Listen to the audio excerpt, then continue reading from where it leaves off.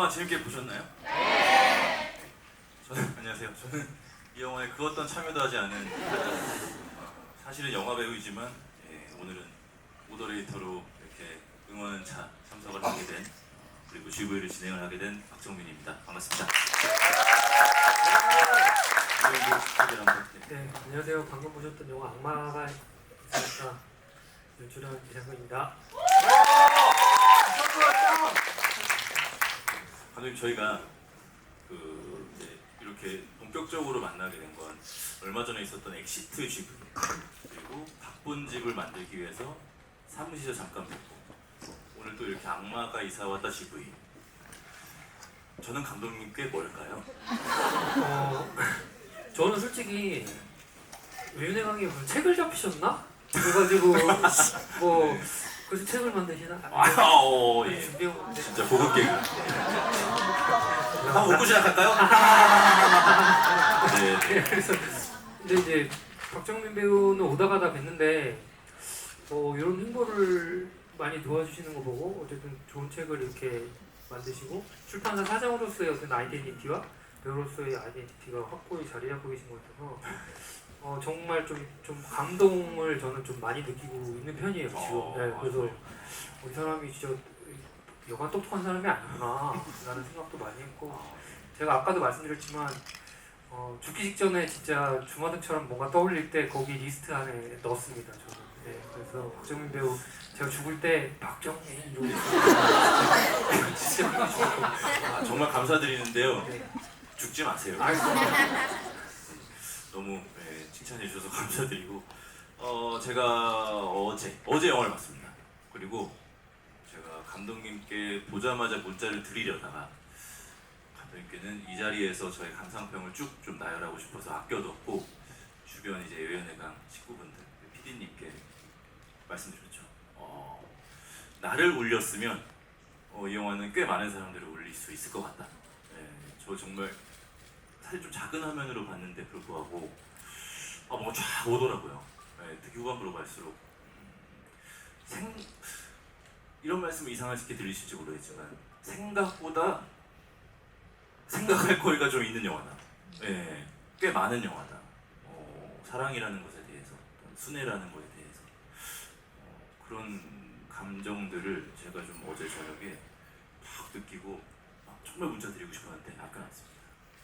그런 인사이트를 갖고 계시는 건 알고 있었지만 이런 또 말씀을 해주시니까 너무 창작자로서 기쁘고 그 주마등 리스트에 두 줄 죽지 마세요. 별표까지. 예. 고맙습니다.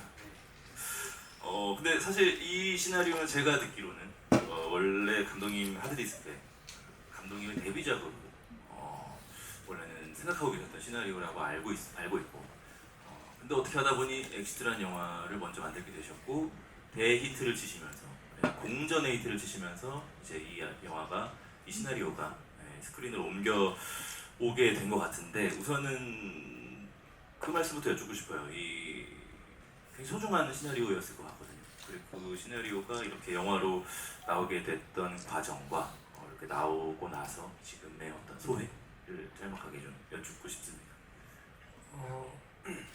그 영화 감독 연습생으로 이제 약 2010년부터 한 13년도까지 이제 여기저기 출몰하면서 카페 같은 데 이제 다니면서 글을 쓰던 시기가 있었는데요.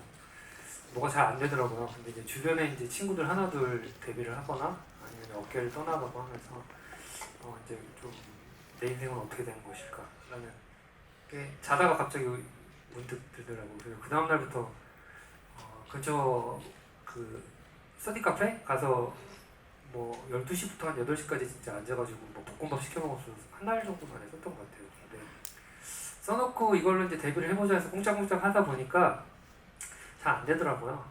약간 소꿉장만 같기도 하고 뭔가 잘 안 돼서 왜 안 될까 생각을 해봤는데 이유는 잘 모르겠고 그 당시에는.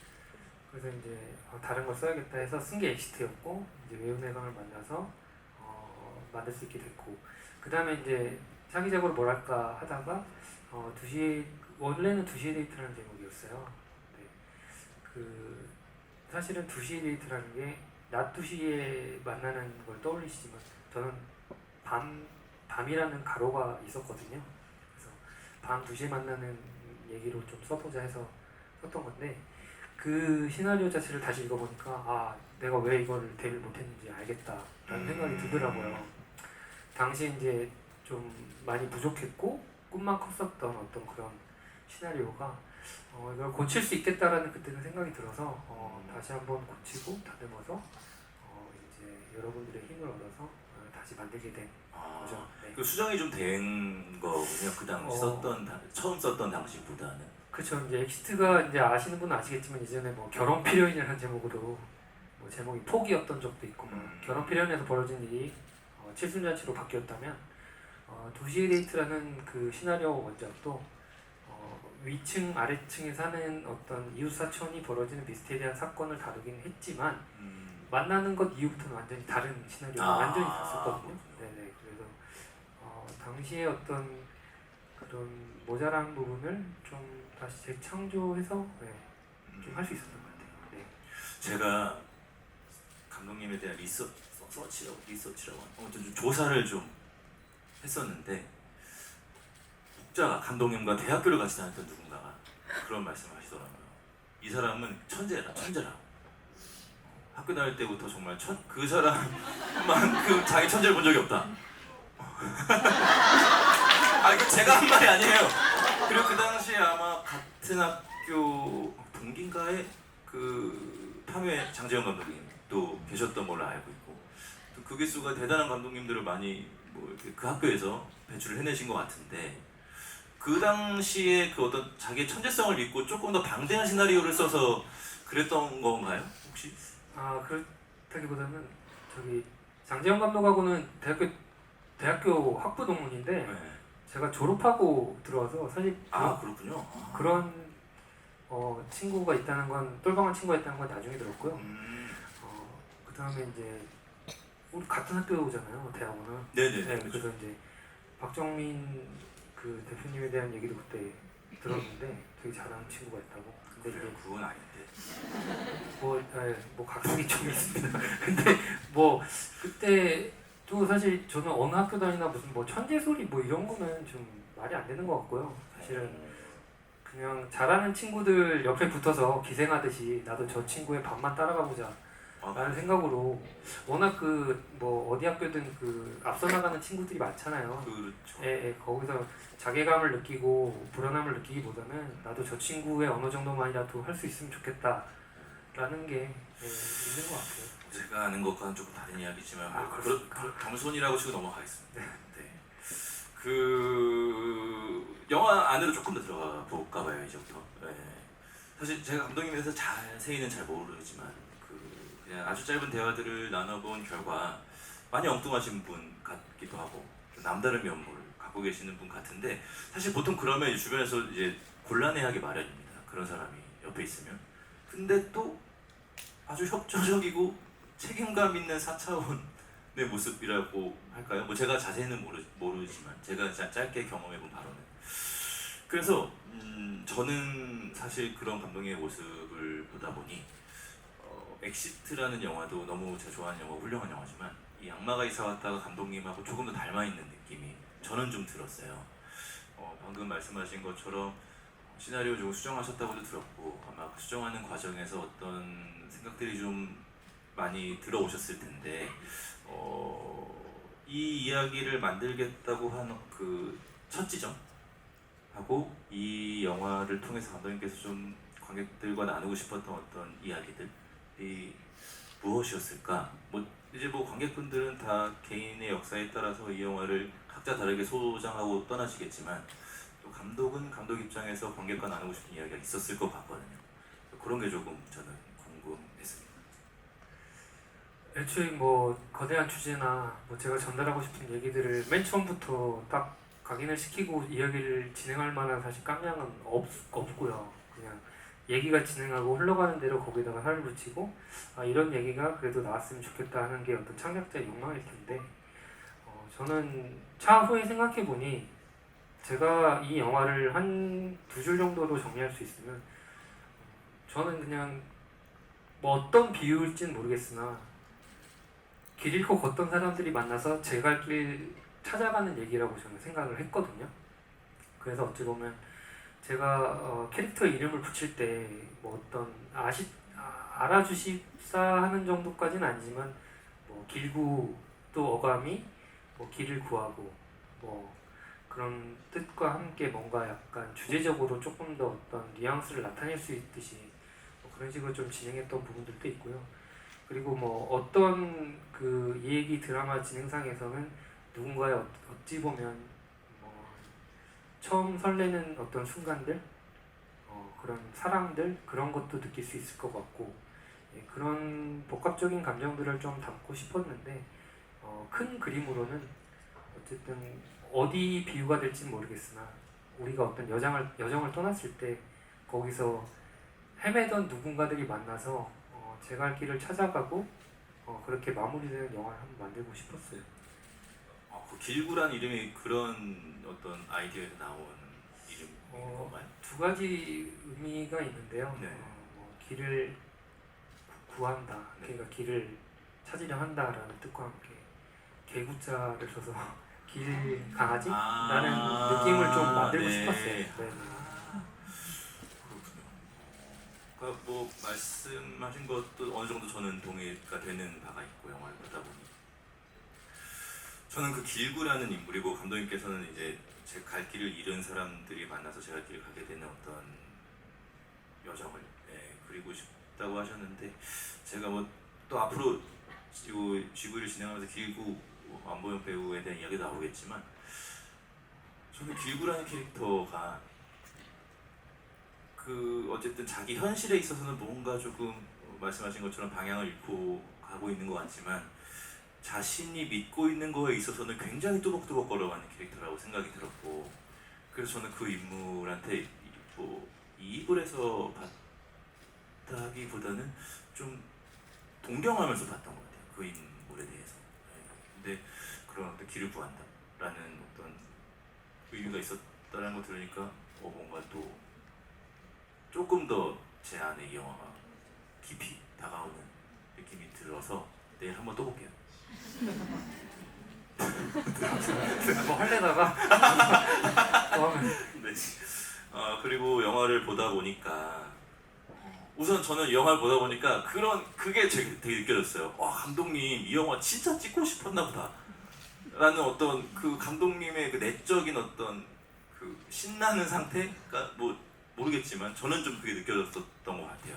영화의 진행과 특히 어떤 것들을 보면서 그랬냐면 사실 이 영화는 뭐 어떤 장르를 표방하고 있는지 모르겠지만 코미디적인 요소도 있고 로맨스적인 요소도 있고 뭐 중간중간에 오컬트적인 요소도 재미나게 들어가 있는 것들이 있는데 사실 어떤 로맨틱 코미디라고 통칭을 할게요. 그런 장르 안에서 이런 배우들의 어떤 블로킹을 구현한다고? 이런 편집점을 잡는다고? 이런 카메라 무빙들을 구현한다고? 하는 내가 기대했던 것보다 훨씬 더 영화적이다 라는 생각이 들어서 보면서 저도 좀 기분이 좋았거든요. 그리고 이거는 사실 그리고 모르겠습니다. 그냥 제가 괜히 이 영화가 좋아져서 그렇게 느꼈는지 모르겠지만 저는 사운드 디자인도 좀 섬세하게 이렇게 좀 구현을 해내신 것 같다라는 생각도 저는 좀 개인적으로 들었어요. 그리고 이런 어떤 제가 방금까지 말씀드린 그 모든 점들이 사실 영화를 찍으면서 설계할 수 있는 부분이 아니라고 생각이 들거든요. 분명히 영화를 설계하는 부분에서 준비하는 과정에서 그런 아이디어를 내셨을 거고 스태프들과 함께 이제 아마 그런 스토리보드를 들고 현장으로 나가셨을 것 같은데 어떠세요? 그런 과정들에 대해서 좀 듣고 싶고 이미 뭐 훌륭한 영화지만 어떤 그런 설계 과정에서 더 뭔가 하고 싶었던 것이 또 있으셨을지도 좀 궁금합니다. 촬영 현장은 사실 저한테 되게 힘겨운 현장이거든요. 제가 뭐 이렇게 뭐 나를 따르라 하면서 나만 믿어 이러면서 가는 뭐 어떤 뭐 용장이나 명장의 어떤 그 기력을 가진 사람은 아니라서 한번 도와주세요. 뭐 약간 이러면서 가는 스타일인데 잘못하면 괴로워하고 잘 나오면 뭐 너무나 기뻐하지만은 현장은 언제나 힘들고 거기서 이제 도움을 얻을 수 있는 건 우리 동료들이고 그런 마련인데 아마 말씀하신 것들은 배우분이라서 그런 블로킹이라든지 동선에 대해서 저도 약간 놀랐는데 그런 걸 알아봐 주시니까 영화를 사실은 뜯어보면은 프레임 인아웃이 엄청 많거든요. 네. 한 샷으로 구성하면서 프레임 배우들을 이동시키고 상황에서 맞춰서 카메라를 이동시키는 장면들이 많은데 이를테면 뭐 숏과 숏의 충돌로 보여주는 기존의 드라마들적인 것보다 한 숏에서 구성할 수 있는 건 최대한 만들어 보는 게 연기적인 면에서 더 재밌을 것 같았고 그런 게 좀 더 식상하지 않지 않을까라는 생각이 있어서 그런데 나름을 좀 욕심을 부렸던 점이 있고요. 그런 게 뭐 장르적 특성과 좀 안 맞을 수 있던 부분이 있을 수는 있겠지만은 나름 그래도 좀 치밀하게 연구 많이 하고 좀 방법적으로 생각을 해서 좀 다양한 샷으로 최대의 효과를 낼 수 있는 게 뭘까 좀 생각을 했던 것 같아요. 네, 그래서 사실은 뭐 숏과 숏의 충돌로 영화를 찍으면 오히려 속도는 빨라질 수도 있겠지만은 좀 더 느리더라도 좀 화면 연출적인 부분에서 좀 더 욕심을 내서 찍고 싶다라는 욕망을 읽어봐 주셔서 저는 사실 너무 감사한 것 같아요. 네. 여러분도 어느 장면에서는 그런 것들을 좀 느끼시지 않으셨나요? 여기 기존에 봤던 어떤 로맨틱 코미디하고는 조금 다른 편집점이 있다. 우리 질러. 고맙습니다. 네. 아무튼 그런 어떤 지점들이 그냥 영화를 사랑하는 한 명의 관객으로서는 굉장히 좀 저마저도 신나고 설레는 그런 지점들을 제가 굉장히 꽤나 많이 발견해서 이 영화가 더 좋아졌습니다. 자, 그러면 이제 다음으로 넘어가 볼게요. 예전에 저 어렸을 때 문제집 사러 서점에 가면 동화책 이렇게 뭐 땡땡 동화 뭐 이래가지고 책을 팔았던 것들이 있어요. 그래서 이게 뭐야 하고 사서 집에 와서 이제 사서 보면 굉장히 험악하거나 야하거나 잔인한 약간 나를 속인 그런 책들이 꽤 있었거든요. 근데 저는 이 책이 정확하게 그 반대의 느낌이라는 생각을 좀 했어요. 그러니까 그 예고편이나 뭐 아니면 시나리오의 어떤 시놉시스나 이런 것들을 보다 보면 굉장히 뭔가 오컬트적인 면모도 좀 있어 보이고 미스테리한 부분도 좀 있어 보이고 하고 뭐 호러적인 부분도 좀 있어 보이는데 다 보고 나면 오히려 이거는 한편의 동화처럼 느껴지더라고요. 영화를 다 보고 나니 시나리오를 읽을 때도 저는 좀 그랬어요. 그리고 좀 놀랐던 것은 감독님을 그때 이제 여윤내가 사무실에서 만났을 때였나 그 전에 통화할 때였나 아무튼 이 이야기를 동화로 또 만들어 보고 싶으셨다라는 어떤 생각 있으셨다고 그랬잖아요. 아닌가요? 이제 서로 이제 말이 커뮤니케이션이 잘 안 되는 것 같은데 넘어가야 되나요? 동화로 만들고 싶다기보다는 네. 동화 같은 얘기 아, 동화로 만들고 그렇군요. 그렇게 느끼셨으면 좋겠다라는 식의 얘기를 했던 것 같아요. 아, 그렇군요. 네네. 그러면은 제가 이제 질문 좀 바꿀게요. 이게 한 2주를 지워야 돼서 꺼졌어. 잠깐만요. 아니, 동화책 만들고 싶어요. 왜냐하면 동화. 제가 그때 받았던 그 사파들이 있잖아요. 네네네. 그 여러분들 영화 엔드 크레딧에 보시면 이제 그 공원이나 뭐 그런 사파들이 등장하지 않습니까? 뭐 이렇게 집게도 뭐 이렇게 인형 뽑기 집게들도 나오고 그런 사파들을 제가 미리 좀 받았어요. 뭐 이제 아시는 분들은 아시겠지만 저희가 각본집을 만들다가 필요한 자료들을 받다가 이제 그런 사파 일러스트들을 받았었는데 그게 제가 그 사파들을 보고 도대체 이 영화는 뭐지? 라는 생각이 들었었거든요. 근데 이제 영화를 보고 나니까 그 모든 것들이 다 이해가 됐고 그래서 감독님께서 이 영화를 통해서 전체적인 어떤 분위기라든지 그런 그런 사파들을 이용하시거나 어쨌든 일러스트 작가님께 요청드린 이유가 있을 거잖아요. 그런 것들에 대해서 한번 좀 듣고 싶어요. 이제 서일이라는 사파 작가님이 그러셨고 네. 엔딩 크레딧에 사실은 그 책 만들어주신 것처럼 실제 책을 만들어서 그걸 덮는 시제 장면으로 영화를 끝내고 싶었어요. 근데 이제 제목도 바뀌는 바람에 그거는 이제 안 하게 됐고 근데 이제 그 사파들을 엔딩 크레딧에 잔잔히 넣어서 뭔가 마지막에 여운을 남기게 해주고 싶었고 그리고 몇몇 사파는 포스터로 활용할 수도 있겠다라는 생각이 있어서 그게 조금 동화적이지만 약간 애니메이션과 어떤 동화의 어떤 중간적인 부분에서 이제 작가님한테 의뢰를 드려서 그리게 된 겁니다. 네. 그러니까 저는 그 엔딩 크레딧에서 나오는 이미지들이 사실상 저는 그 영화 그 이제 엔딩 크레딧에 애니메이션 효과들을 쓰는 영화들이 덜어 있잖아요. 저는 그 애니메이션의 분위기, 엑시트도 있었고요. 뭐 그것이 그 영화의 마지막 인상이라고 저는 생각을 하는데 그런 부분에서 이 영화가 굉장히 그 사파가 적절하게 저는 좀 이용이 됐다라는 생각을 어제 또 영화를 보고 나서 한번 하게 됐습니다. 그것도 알아봐 주셔서 감사한데 저는 너무 잘 알아보나 봐요. 얘기를 나눈 게 아닌데 사실은 끝에 그 사파들을 많은 움직임을 주고 뭔가 현란하게 할 수도 있었겠지만 거의 스틸로 네네. 무빙을 많이 주지 않고 그쵸. 폰트 자체도 우리가 어렸을 때 보던 약간 신데렐라체 같은 느낌의 폰트잖아요. 그런 식으로 뭔가 마지막을 그 동화책의 한 속지를 보는 듯한 느낌이 좀 조금은 어떨까 네. 라는 식으로 했던 것 같아요. 그렇군요.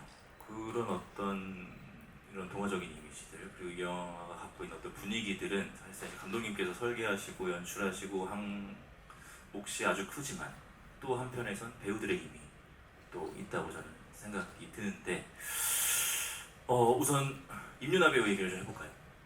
임윤아 배우랑은 두 번째 작품이시고 사실상 지금까지는 감독님의 작품 모두 주인공을 한 그런 배우라고 봐야 되겠죠. 그리고 저도 굉장히 개인적으로 정말 좋아하고 뭐 시쳇말로 리스펙하는 그런 배우예요. 임윤아 배우가. 저는 같이 뭐 기적이라는 영화의 작업도 한번 해봤었고 그래서 저는 그 임윤아 배우의 연기도 연기 너무 훌륭하고 제가 너무 연기적인 면에서도 제가 따라갈 수 없는 부분이 있는 것 같아서 부러워하는 부분도 있는 배우인데 사실 이 배우는 또 태도적인 면에서도 아주 저는 그 현장에서 보고 굉장히 많이 배웠던 배우거든요. 저랑 굉장히 반대입니다. 그 배우는 저는 그래요. 카메라 뒤에서는 아주 용감합니다. 대본을 믿고 대본을 분석한 나를 믿고 세상 테토남 그렇게 용맹할 수 없어요. 카메라 뒤에서. 근데 카메라 앞에 가면 이게 무섭거든요. 카메라가 나를 바라보고 있는 거. 카메라뿐만이 아니죠. 거의 뭐 현장에 있는 80명이 넘는 스태프들이 다 날 쳐다보고 있는 것이 무서운데 임윤아 씨는 반대라고 저는 좀 봤어요. 그 같이 작업을 할 때 카메라 뒤에서 엄청 떨어요. 심지어 뭐 개인적인 이야기지만 이 영화 이제 악마가 이상했다는 영화 캐스팅 됐을 때 저한테 얘기했던 것이 너무 무섭다. 내가 잘할 수 있을지 라고 얘기했던 게 제 기억이 나거든요. 근데 이 친구 사실 카메라 앞에서 안 떨거든요. 그래서 자기가 하는 거를 그 순간에 엄청 믿어요.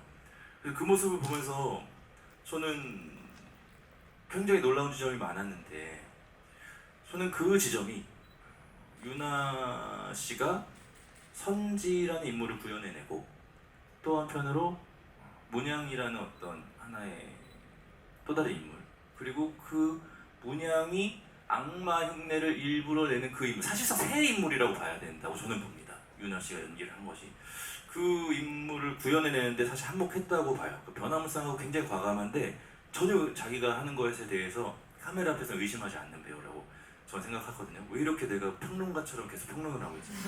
아무튼 저는 그래서 굉장히 좋아하는 배우고 이 영화에서도 그 몫을 톡톡히 냈다라고 생각하는데 어떠셨습니까? 그 유나 씨를 바라보는 그 과정이. 근데 말씀을 다 해주셔가지고 너무 많아요. 그냥 정리를 다 말이 너무 많아요. 지금. 아니요 너무 좋아요. 넘어가요? 정리가 된 거. 그래도 조금만 더 못해주세요. 네.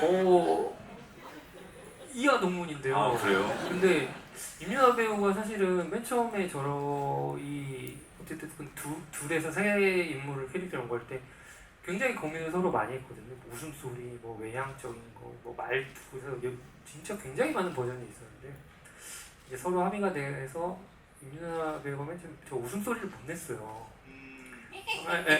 잘하시잖아요. 진짜 안 들어요. 그래서 이제 그런 웃음소리를 연습하는데 어느 순간 이제 목이 탁 트이더라고요. 그래서 이제 되게 잘 잡아냈고 그다음에 이제 본인이 이제 여러 다중 인격의 설정은 아니지만 네. 여러 다중이 나오면서 거기서 자신이 이걸 어떻게 표현해야 될 대한 고민을 굉장히 많이 했더라고요. 사실은 카메라 앞에 서서 막 이러면 네. 어색하잖아요. 저는 못해요. 네, 그리고 막 이럴 수 있잖아요. 근데 다시 한 번만 할게요 이러죠. 네, 그래서 근데 그거를 용기 있게 딱 해내는 거 그러니까요. 보면서 역시 엑시트 때 뭐 좋은 기억으로 같이 한 것도 있겠지만 사실 윤여나 배우 사실 되게 좋은, 그러니까 농담이 아니고 진짜 좋은 사람이거든요. 그러니까 맞습니다. 용비어창 같긴 한데 진짜 좋은 사람이라도 좋은 사람이라고 얘기할 수밖에 없는 건데, 좋은 사람과 작업하는 게 저는 어쨌든 영화의 어떤 모토? 그렇게 영화 현장에서 모두 즐거울 수는 없겠지만 그래도 좋은 사람과 작업하는 게 그냥 좋은 것 같아요. 네. 그런 분위기가 영화의 물씬 저는 풍긴다고 생각을 하고요. 제가 아까 윤아 씨 거기 대기실에서 잠깐 만나가지고 내가 영화를 보면서 그런 생각을 했어. 중간에 무슨 생각? 이거 혹시 상 받나? 라는 생각이 들 정도로 윤아 씨가 좀 기존에도 너무 훌륭한 배우였지만 뭔가 한 단계 더 저는 나아간 느낌을 이 영화를 통해서 받았습니다. 진심으로. 그리고 그건 아마 감독님의 혹시 지분이 절반 정도 있다고. 저는 그냥 옆에 다 아니라고 하시면 뭘 하신 거예요? 저는 다 아니라고 그러고. 그냥 조금의 땀.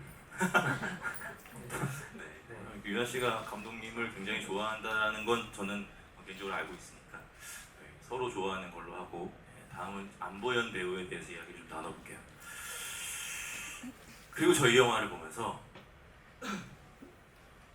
정말 저 안보현이라는 배우의 팬이 됐습니다. 네.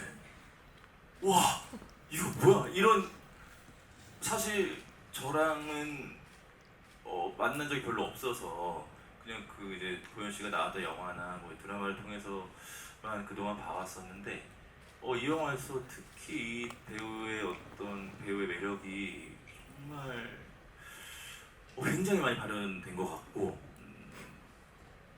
그런 생각이 들었어요. 이 배우 진짜 이미지가 독보적이구나 라는 생각이 드는 게,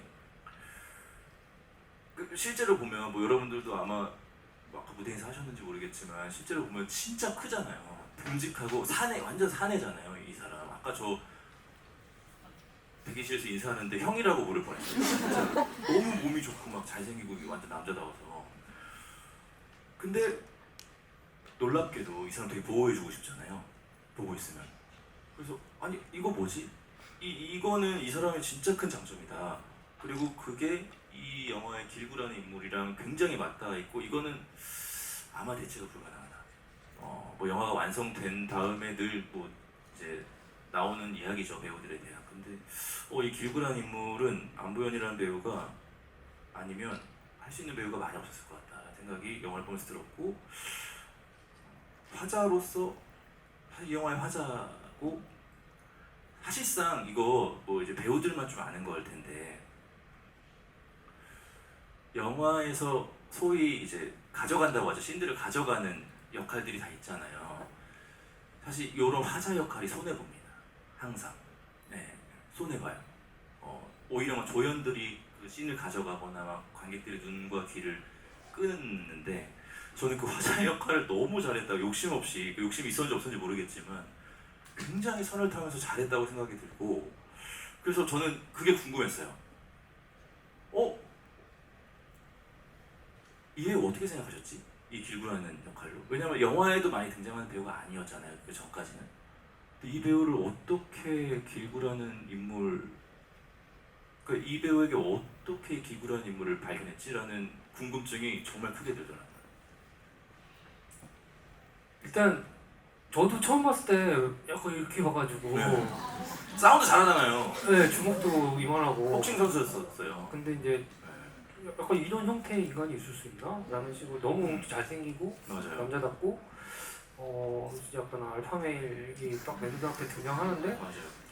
와, 진짜 어떤 삶을 살까, 막 지나가면 막 밥 공짜로 주겠지? 막 이런 생각하면서 막 그건 좀 원래 잘생기면 밥 공짜로 그래요? 주지 않아? 주신 적이 있으세요? 잘생긴 사람한테?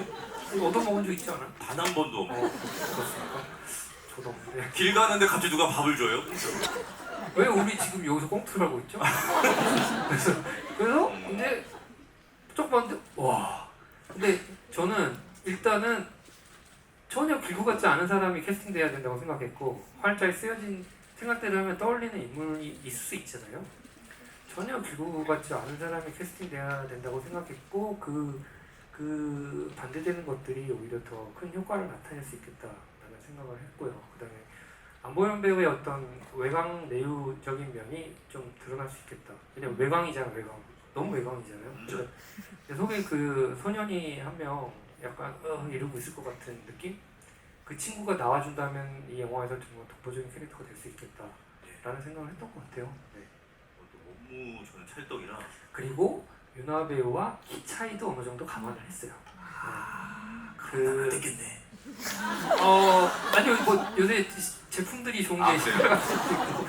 뭐 애플박스 그래서 이제 어느 정도 이제 키 차이가 주는 그렇군요. 어떤 네. 황금 밸런스를 맞아요. 또 네, 중요하다 네, 네. 생각했던 것 같아요. 맞습니다.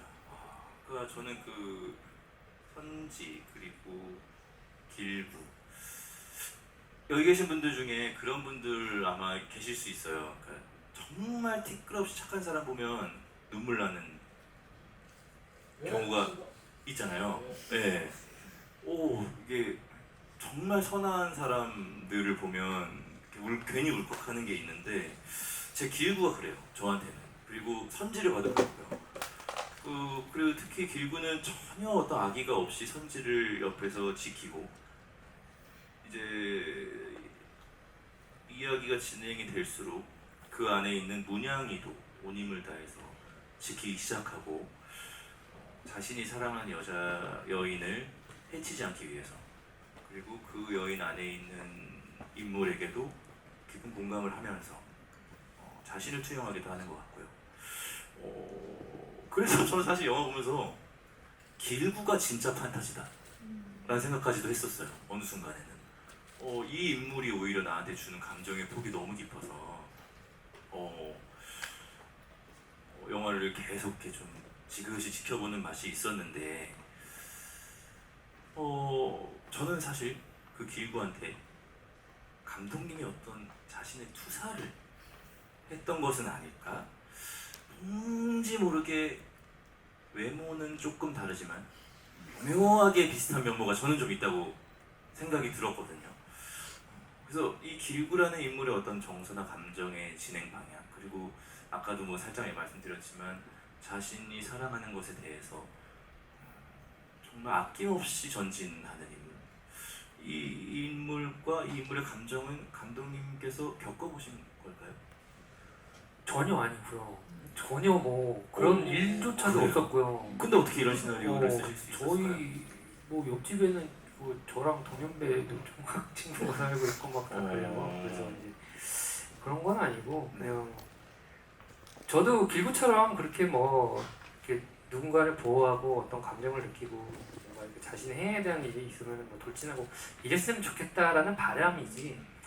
뭐 제가 쓰는 캐릭터 자체의 모든 것을 다 제 안에 어떤 경험이나 이런 걸 들고 올 수는 없을 것 같고요.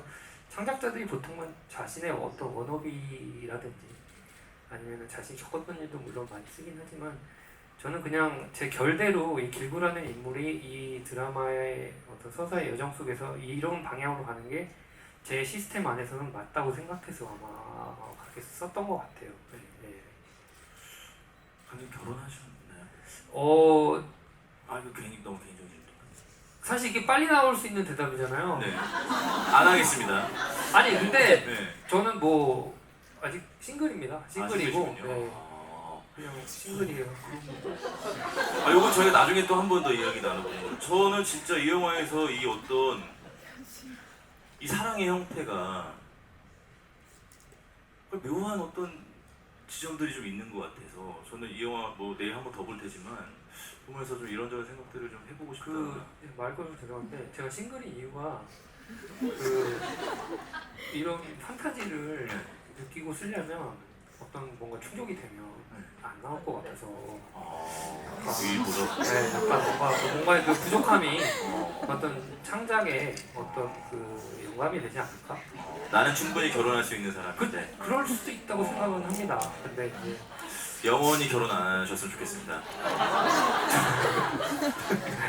그 이야기 많이 보고 싶어서 네. 농담입니다. 가족 얘기도 그리고 저 되게 그냥 아주 간단한 질문인데요. 엑시트도 그렇고요. 이 영화도 그렇고요. 양마가 이사 왔다도 그렇고 그러니까 이 현대의 어떤 수도 혹은 완전 도시 이 한 복판에서 일어나는 일이잖아요. 사실 요즘에 그런 영화가 저 많이 못 본 것 같거든요. 어떤 한 서울 시내에서 일어나는 어떤 이런 이야기. 그리고 어쩌면 우리가 가장 옆에서 많이 볼 것 같은 공간. 그런 곳에서 이 이야기들이 굉장히 훌륭하게 얼기설기 짜여져서 가는데 혹시 이런 어떤 서울 혹은 도시라는 공간에 대해서 특별히 생각하고 계시는 지점이 있으세요? 아마도 그건 제가 서울 촌놈이라서 그런 것 같아요. 서울 이외에 많은 곳에서 또 살아본 경험이 없고 보통 저는 옛날에 그 코로나 시대 때 제 동선을 보면 집 회사였거든요. 일자였어요. 그러다 보니까 그래서 결혼을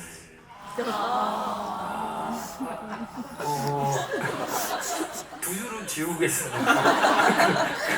그래서 어쨌든 뭐 이렇게 자신이 본 것만 이게 식견이 좁다 보면 언제나 여기서 뭔가 답을 찾으려고 하는데 저도 그래서 이제 좀 딴 데도 가보고 이제 뭐 그러려고요. 저는 너무 좋아서 말씀드리는 거였어요.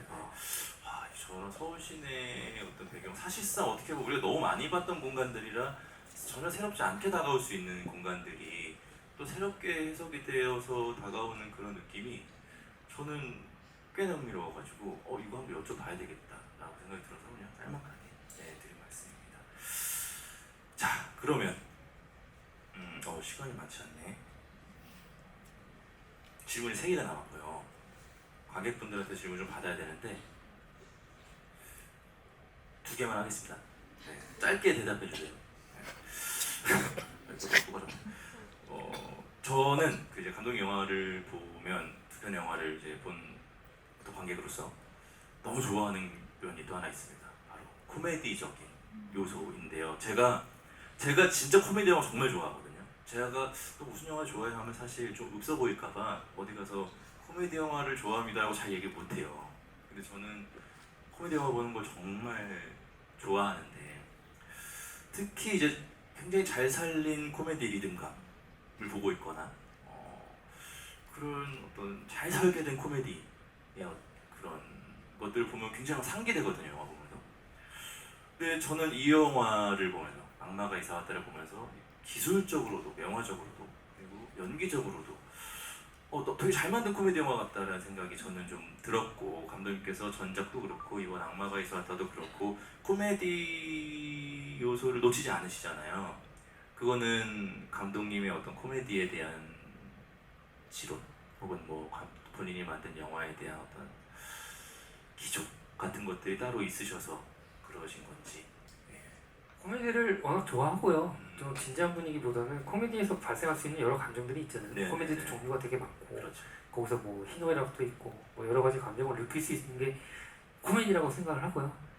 그래서 뭐 사실은 다 같이 웃고 즐기고 근데 저는 뭐 공감대라고 생각하거든요. 여러분들이 다 겪어보직한 일들로 상황을 만들었을 때 그게 진짜 비웃음이 나오는 게 우리 모든 이 대한민국 땅 안에서 살아가는 여러분들이 같이 공감대가 있기 때문에 그게 웃음을 줄 수 있다고 생각하고 그런 것도 공유하고 싶다. 그런 게 좀 있는 것 같아요. 네, 저는 앞으로도 계속 좀 감독님 코미디가 보고 싶습니다. 그좀 룸이 있으면 저도 좀 껴주셔도 됩니다. 그러니까 이 말씀을 만날 때마다 하시는데 사실은 이렇게 저기 계속 말씀하신 거는 저는 그냥 제가 이렇게 컨택하는 게 아니고 사실은 너무 감사하는 거예요. 그러니까 감사하다는 말은 집어치우시고요. 찍혔으니까 시나리오를 주세요. 예. 농담이고 너무 그냥 감독님이 이렇게 설계해 놓은 앵글에 내가 좋아하는 그러니까 그런 배우들이 또 그런 게 있거든요. 자기가 평소에 굉장히 좋아하고 동경하는 어떤 감독님의 앵글. 그러니까 저는 그 앵글이 감독의 시선이라고도 생각을 하는데 그 감독님의 앵글 안에 들어가고 싶은 욕망들이 어쩔 수 없이 있단 말이죠. 그래서 제가 뭐 말버릇처럼 드리는 말씀이지만 정말 이 자리를 여기 많은 관객분들 앞에서 근데 이소환 감독님이 안 나주실 것 같은데. 좀 다 시기를 좀 이렇게 맞춰가지고 살짝. 네. 감사합니다. 네, 너무 제가 감독님의 코미디를 보면서 저였던 짧은 소회였고 또 저는 마지막으로 이제 이 영화의 마지막 장면에 대해서 이야기를 나누고 싶은데요. 아직도 제 어제 밤 9시 40분경 집에서 이 영화를 보면서 아니 나 왜 이러지? 하면서 코를 훌쩍였던 네, 그딱 한 24시간 전이겠네요. 제주도에서 그 독을 어떻게든 찾아내서 선지를 찾아와서 이제 자칫 사라질 뻔한 문양이를 구해주는 길구가 저는 너 여기 좋아했잖아 하면서 지금 생각해도 약간 울컥해요. 너 여기 좋아했잖아 하면서 그 꽃밭 그 정원이라고 하죠. 꽃 정원 꽃의 그 정원들을 일부러 거기까지 데려가서 이름을 물어보고 그 이름을 이름 물어보고 또 선지가 혹은 문양이가 너무 아이같이 울잖아요. 유나가 연기를 왜 이렇게 잘하지? 라고 생각했던 그 카메라 정면을 두고 그 눈물을 흘리고 중간중간 나오는 그 도관에 갇혀있는 그 어둠 속에 갇혀있는 문양의 뒷모습 그리고 길구가 이제 그 문양의 이름을 3번 외치고 거기까지 그 길구에게 뛰어가는 그 문양이까지 저는 그 씬이 제가 요즘에 봤던 영화나 드라마들 중에서 가장 좀 마음에 꽂혔거든요. 그 배우들의 연기 그리고 그 배우들의 연기를 이제 후반 작업 때 편집을 하시고 음악을 붙이시고 하는 그 완성되어가는 과정에서 감독님이 느끼셨던 감독님만의 또 다른 감정들이 좀 있을까? 저는 직관적으로 그냥 그 영화가 주는 감정을 받아먹은 느낌이라면 감독님께서는 또 다른 어떤 지점이 있었을까가 좀 궁금했어요. 뭐 아무래도 클라이막스고 제일 감정적으로 공을 많이 들인 장면이기도 하고요. 사실 뭐 문양이가 악마선지 가로치고 문양이가 내 이름을 알아내서 3번 불러달라 하는 것은 사실 요식이 지나지 않았어요. 그 문양이라는 친구가 억울한 죽음을 당하고 누군가 진심으로 자신의 이름을 불러줬을 때 정말 성불할 수 있다는 어떤 감정 그 하나뿐이었다고 생각하거든요. 누군가 내 이름을 불러줬을 때 어떤 그게 의미가 되지 않을까?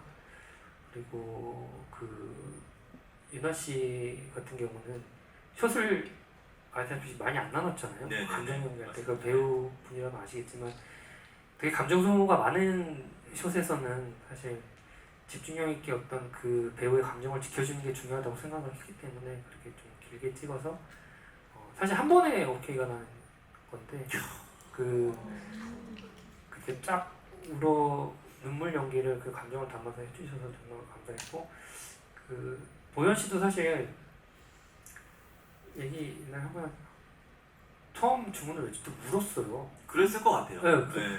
저는 솔직히 저 산만한 사람이 갑자기 막 우니까 이랬는데 본인이 약간 그동안의 여정에 있어서 처음으로 문양의 이름을 불러주는 거에 대한 그 행위에 대해서 뭔가 감동을 좀 느낀 것 같다고 그러더라고요. 네. 그래서 그 장면은 어쨌든 저 나름 어떻게 보면 좀 약간 공도 들였고 네. 감정적으로 좀 두 배우가 자칫하면 사실 이상해질 수 있거든요.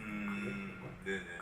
이 오컬트도 아니고 어른 둘이 나서 돌아가라 약간 막 이래버리는 게 자칫하면 잘못될 수도 있는 장면인데 두 배우가 그거를 싹 무시하고 그런 감정을 살려줘서 그런 음악 감독님의 어떤 힘도 컸지만 사실 아시겠지만 좋아하는 장면은 몇 번 돌려보잖아요. 그쵸. 네. 그래서 저도 좀 많이 돌려본 장면이긴 한 것 같아요. 그게 저는 그 배우가 실제로 카메라 앞에서 느끼는 감정은 너무 놀랍게도 이 제사의 벽을 뚫고 나온다고 생각하거든요. 고스란히 전해져요. 그 관객들에게 아마 굉장히 거침없이 전해진다고 믿는 사람인데 그 아까 안보현 씨가 첫 테이크에서 눈물을 흘렸다라는 거는 아마 그 배우가 계획한 게 아니었을 거라고 저는 느껴요. 왜냐면 저도 계획하지 않은 어떤 그 감동의 그 감동을 느꼈거든요. 이건 슬픔이 아니라 뭐 좀 이루 말할 수 없는 어떤 감정인 것 같은데 아마 안보현 씨도 그거를 그냥 계획하지 않은 감정이 나왔던 거 아닐까라는 그냥 짐작을 해보고 저는 또 그 장면은 나중에 좀 돌려볼 것 같아요. 약간 교보제로 배우의 교보제 박정민의 교보제로 제가 불법 다운로드 하지 않고 끝까지. 아 정말 저는 그 장면에서 내가 왜 이러지 하면서 눈물을 막 쏟으면서 봤거든요. 그 내일 큰 화면으로 보는 순간도 꽤 저는 기대가 되고 그렇습니다. 네, 뭐 제가 제가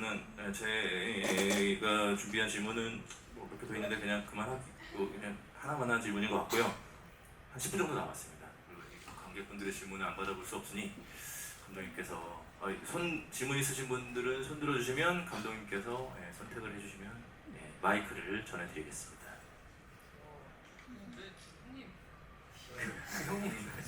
형님이신지 모르겠지만 죄송합니다. 이거 동생이실 수도 있어요. 동생이 아니고 엑시트도 잘 봤고 저 이상돈 감독님 팬인데 정선지가 그 악마는 내가 아니라 날 보는 눈이었어요 이런 말을 대사를 하는 내용에서 그 의미가 많은 뜻이 담겨 있는 걸로 알고 있는데 감독님께서 그 의미를 어떻게 했기에 정선지가 그런 이야기를 했는지를 궁금하고요. 그리고 한 가지 더 중요한 거는 좋은 사람을 이제 일구를 선택을 했는데 좋은 사람이라는 또 의미는 또 감독님께서 어떻게 또 생각하시는지를 한번 궁금해서 질문 드렸습니다. 두 번째 질문부터 말씀드리면 저는 일단 범죄를 저지르지 않고 뭐 남한테 가끔가다 살면서 상처를 줄 수는 있겠죠. 근데 이제 그런 사람들을 뭐 싸잡아서 못된 사람이라 하기는 쉽지 않을 것 같고요.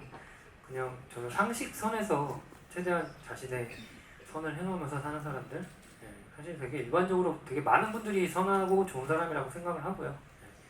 그 다음에 첫 번째 질문은 제가 잘 못 들었는데 어떤 대사에 그 말씀을 하신 건지. 악마는 내가 아니라 날 보는 눈이었어요. 정선지가 대사치는. 그런 대사가 없었던 것 같은데. 있었다고 친다면 네. 어떤 대사였을까요? 아마도 타인의 시선에 대한 본인의 악마에 대한 어떤 그런 개념이지 않을까. 그게 굉장히 있었을 법한 대사라서 모두가 날 바라보면 네. 내가 악마 된다. 약간 뭐 그 악마가 이사 왔다 2를 만드신다면 그 아. 대사를 꼭 넣어주세요. 네. 제가 약간 지금 정신이 없어요. 그래서. 네, 다음 질문 또 받아보겠습니다. 이번에 네네 뭐 저기 뭐 이렇게 하시는 분 가운데 네네 예, 예. 가운데 검은색 예, 나시 입으신 분. 예예예. 민속 매티.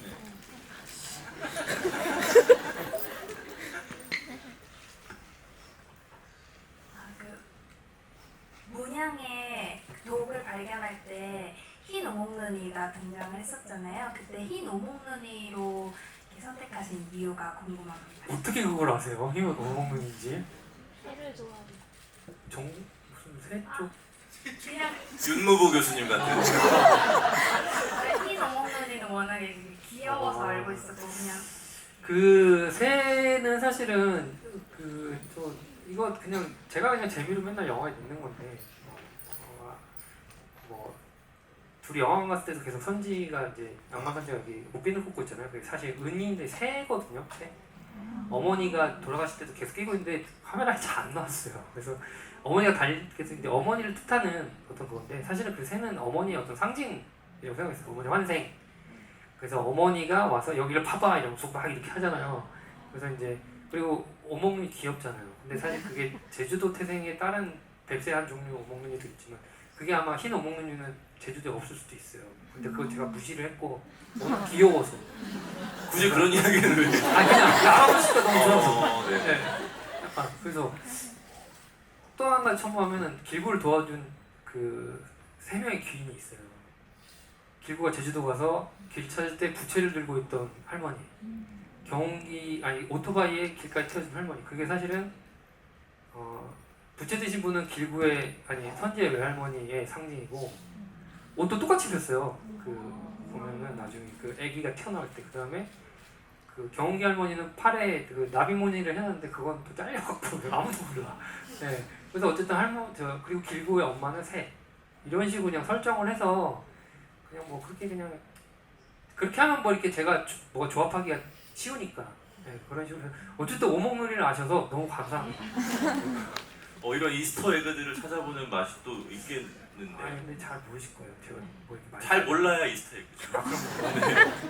그래서 그런 맛을 또 찾아볼 수 있게 만드는 영화였습니다. 그리고 질문 하나 더 받아보겠습니다. 상줄 가운데 네. 손 한 번만 더. 네.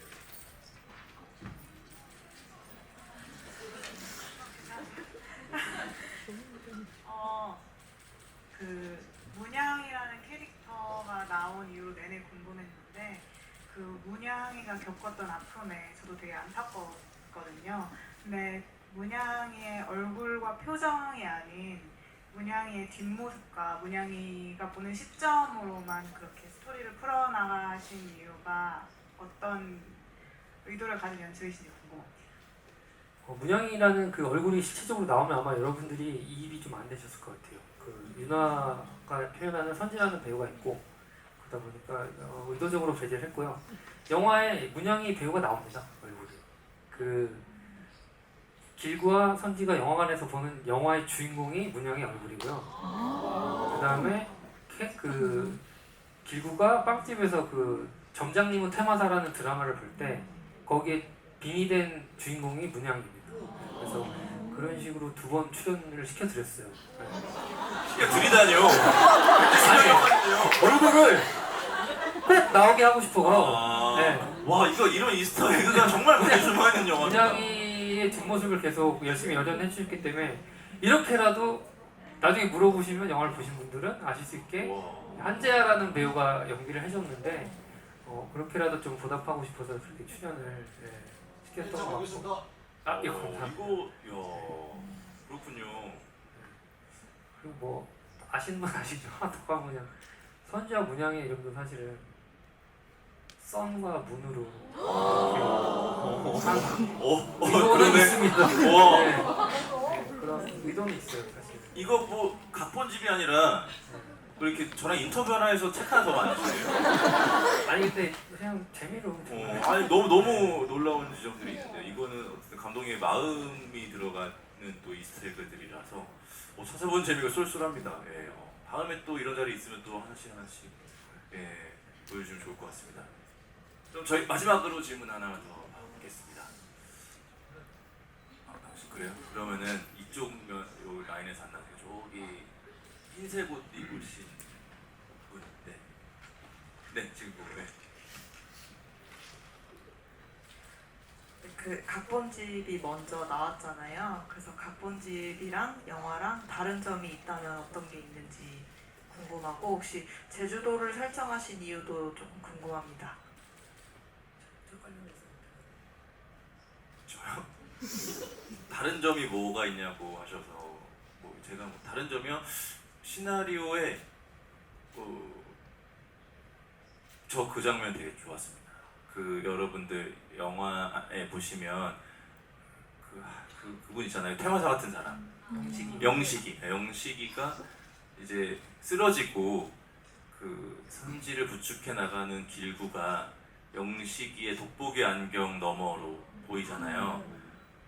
그게 원래는 시나리오 상에는 그 선지를 찍고 있던 카메라가 엎어지고 그 카메라 앵글 안에서 보이는 그 두 인물로 스토리보드에까지 그려져 있던 걸로 제가 기억을 하는데 그것이 안경으로 바뀌었더라고요. 그게 이제 콘티를 하다가 근데 아마 그게 왜 그렇게 된지 모르겠는데 그 이전에 이제 그 영식의 할아버지 44대 위세사 영식이 뭔가 이제 옷과 안경을 물려줬다라는 그냥 설정으로 그 안경을 약간 스카우터처럼 드래곤볼 뭔가 이렇게 영적인 거를 영식도 사실 영을 잡아먹는 사람이라는 뜻이잖아요. 그래서 이제 뭔가 이제 그런 설정을 줬는데 그렇게 설정을 주고 뭐 이렇게 하면 재밌겠다라는 설정을 했었고, 근데 뭐 이 시나리오에서 사실 많이 빠진 부분들도 있고 감정적으로 이제 쳐낸 부분들도 있는데, 시나리오를 읽어보시면 좀 더 얘기가 좀 풍성할 수도 있고 아니면 영화가 더 낫다고 생각하실 수도 있을 것 같아요. 비교해 보시는 것도 무죄 지금 출간 오늘 했습니다. 왜 저한테 그러세요? 네. 네, 아무튼 오늘 무죄 제가 운영하는 출판사 무죄에서 악마가 이사왔다 갑본집이 이제 나와가지고 또 뭐 하나 있지 않나요? 제주도로 설정하시고요. 제주도는 제가 엑스트 때부터 희한하게 제주도가 좋더라고요. 제주도를 사실 영화 찍으면서 한번 가고 싶다. 이게 약간 바다도 보고 지친 마음으로 그냥 살이 나요. 그것도 있고요. 바다를 보면서 이제 좀 힐링도 하고. 그 살이 사욕이잖아요. 그건 아니에요. 어. 감독이 이제 힐링을 하면 영화가 잘 나오니까. 네. 근데 이제 저는 이제 항상 정시성을 가진 여주인공을 이름을 캐릭터를 만드는데, 정시성을 가진 그 여자 캐릭터는 제주도에 산다가 디폴트 값이라 그래요? 영화를 찍으면 그냥 제주도 가고 싶어요. 네, 살이 사욕입니다. 근데 제주도 저는 그 공항에 도착했을 때 아까 그런 편집들이 저는 되게 간단한 거지만 좋았던 게 그 김포공항인지 인천공항인지 아무튼 그 국내선으로 공항문을 열고 들어가면 바로 이제 편집점이 나오는 길구에 제주 그 어떤 공항에서 나오는 길구로 붙고요. 그리고 길구를 이렇게 찍고 있다가 싹 빠지면 야자수가 이렇게 나오면서 이거 제주도네 라는 어떤 그런 어떤 샷으로 그 공간들을 이렇게 재밌게 설명해주는 그런 지점들이 저는 되게 좋았습니다. 그게 이제 그 우리 한국 사람들이니까 이해할 수 있는 부분이잖아요. 그래서 그렇죠. 저 한국 사람이니까요. 그래서 제주 우측에 제주 인터내셔널 에어포트가 나오게 찍긴 했어요. 외국 분들이 보시면 네네. 사실 뭐 제주도 이거 하기는 좀 그런 것 같아서, 그래서 뭐 그래요. 근데 뭐 한국 사람들은 그 야자수 하나만으로도 사실 뭐 네. 이렇게 혐오함 있는 걸로 다 예. 그다음에 그러네요. 네. 네. 그런 지점들 또 되게 재밌게 영화를 관람을 했습니다. 이제 저희가 그 이제 막차 시간이 이제 막 다가온다 그래서 지금 이제 맞춰야 되는 시간이 갑자기 이렇게 이제 맞춰야 되는 시간이 와서 아쉬운데요. 정말 그러니까 지금 감독님께서 뭐 영식이는 뭐 영을 잡아먹는 거다, 뭐 선지와 본영이 뭐 이런 거다 이렇게 놀라시잖아요. 사실 이거 영화 재미없게 보면 어쩌라고거든요. 근데 관객분들이 그만큼 영화를 재밌게 보셨다는 어떤 반증이지 않을까라는 생각이 들어서 막판에 저는 굉장히 기분이 좋은 관객과의 질문 타임이었고, 오늘 이렇게 영화에 대해서 너무 많은 것들을 또 알게 되는 것 같아서 기분 좋게 돌아갈 수 있을 것 같습니다. 그러면 마지막으로 감독님 오늘 찾아와 주신 관객분들께 인사 한번 부탁드리겠습니다. 이렇게 날씨도 오늘 안 좋았는데 이렇게 찾아오셔서 영화 봐주셔서 너무 감사드리고요. 지금 뭐 먹자 시간까지 이렇게 또 기다려주셔서, 물론 이 박 대표님이 함께 해주셔서 그렇긴 했지만 너무 이렇게 바라봐 주셔서 너무 감사하고, 봐주신 것만으로도 너무 감사하고요. 이렇게 제가 이제 언변이 그렇게 좋진 않은데 많이 도와주셔서, 책도 너무 좋게 만들어 주셔서 너무 감사하고, 오늘의 만남이 또 다음 작품에 또 언젠가 또 이렇게 또 만나 뵙고 그런 복제가 됐으면 좋겠습니다. 오늘 행복한 밤 보내시면 좋겠습니다. 네, 감사합니다.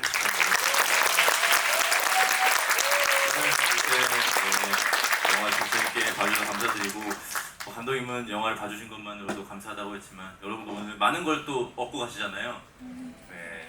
홍보 한번.